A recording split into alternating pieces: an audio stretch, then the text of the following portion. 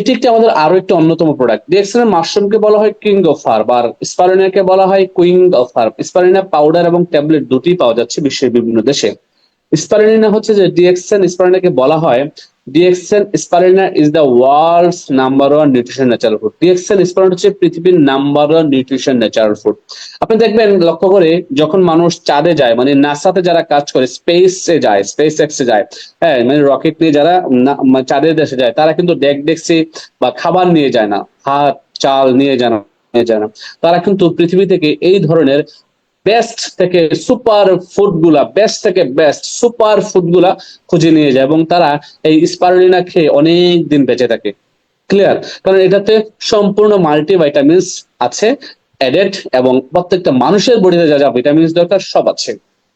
যেমন ধরেন vitamin A, B one, B2, বি3, বি6, vitamin বি12, vitamin E, nicotinic acid, iron, vitamin, magnesium, calcium, beta carotene. একটা মানুষের বডিতে যা যা ভাইটামিন দরকার সকল এটাতে আছে।